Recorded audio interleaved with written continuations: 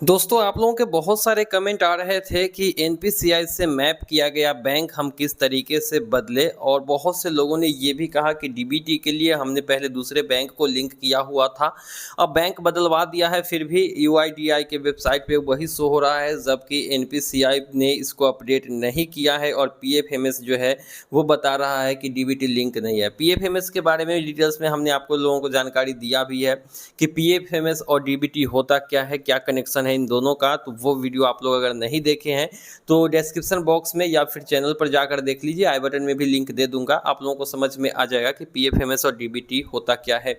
लेकिन आज के इस वीडियो में हम इसी चीज़ को समझने की कोशिश करेंगे, क्योंकि बहुत सारे कमेंट्स आ रहे थे लोगों के कि हमारा जो है पुराना वाला बैंक ही दिखा रहा है, नया वाला अपडेट नहीं हुआ है। बहुत से लोगों ने तो पुराना बैंक बंद भी करा दिया है और नए बैंक में डीबीटी लिंक के लिए दिया, लेकिन वहाँ पर भी पुराना वाला बैंक ही शो हो रहा है। अब ऐसे में पैसा आएंगी कैसे, चूंकि पुराना बैंक आपका बंद हो चुका है, नया अपडेट हुआ नहीं है, तो ऐसे में जो है आपको बता दिया जाएगा कि आपका डीबीटी ही लिंक नहीं है, भले ही यूआईडीआई के वेबसाइट पे आपका पुराना बैंक क्यों ना शो कर रहा हो। तो इसका सोल्यूशन हमने बताया था कि कैसे बैंक बदलना है। जैसे पुराना बैंक अगर आपने बंद कर दिया तो नए में कैसे आप डीबीटी लिंक कराएंगे, या फिर अगर आप चाहते हो कि नहीं हमें इस बैंक में नहीं दूसरे बैंक में चाहिए हमारा जो भी पैसा है, स्कॉलरशिप वगैरह, पेंशन वगैरह, तो वो सारी चीज़ें आपको वहाँ नया वाला खाते पर कैसे मिलेगा, तो वो सब हमने डाल दिया। लेकिन इस प्रॉब्लम का सॉल्यूशन क्या है जो अभी आप लोगों को फेस करने को मिल रहा है कि ना तो बैंक अपडेट हो रहा है, पुराना बैंक बंद हो गया तो वही दिखा रहा है, आपने बार बार बैंक में जाके बैंक को बोला डीबीटी लिंक करने के लिए, लेकिन अभी भी आपका इनएक्टिव शो रहा है या फिर जो है आपका डीबीटी नॉट लिंक्ड बता रहा है। तो इन समस्याओं के लिए मैंने यहाँ पर बात करने की कोशिश की भीम एनपीसीआई से, और ट्विटर पर हमने उनको टैग भी किया कि सर क्यों अपडेट नहीं किया जा रहा है, क्योंकि जो यूआईडीआई के वेबसाइट पे आपका बैंक लिंकिंग स्टेटस जो बताता है कि लिंक है नहीं है, कौन से बैंक में है, एक्टिव है या इनएक्टिव है, तो वो सारा डाटा एनपीसीआई से ही रिसीव करता है यूआईडीआई। ऐसे में एनपीसीआई की ही जिम्मेदारी बनती है कि जैसे ही किसी बैंक ने इनको जो है डीबीटी लिंक करने के लिए जैसे ही आधार अपडेट किया, इनको अपडेट करना चाहिए। जब किसी ने बैंक बदला तो एनपीसीआई के ऊपर जैसे ही ये अपडेट हो जाएगा तो यूआईडीआई आपको जो है वही बताएगा। तो जब यूआईडीएआई पर अगर आपको पुराना बता रहा है, इसका सीधा मतलब है कि डाटा जो है एनपीसीआई से आ रहा है और एनपीसीआई ने आपके नए वाले बैंक को अपडेट नहीं किया है।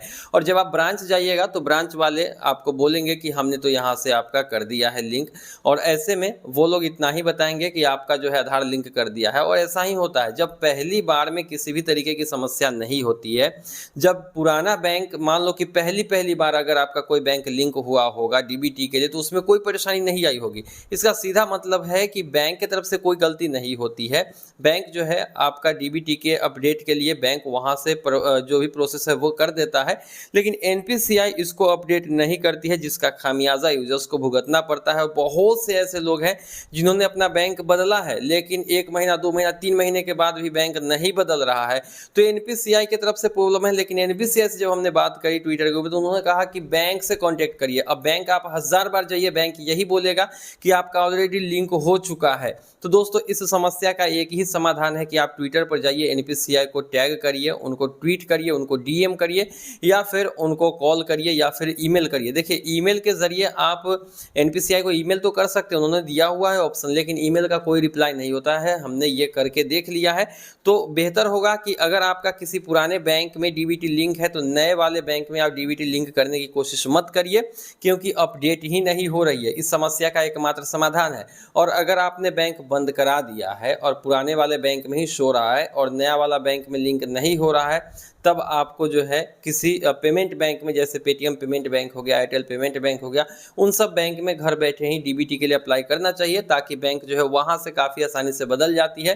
लेकिन फिजिकली किसी दूसरे बैंक में अगर आप जाते हो और वहाँ से कर रहे हो तो बहुत से लोगों का बैंक चेंज नहीं हो रहा है, और जो भी परेशानी हो रही है वो आप ही को नहीं हो रही, वो सारे यूजर्स को हो रहे हैं।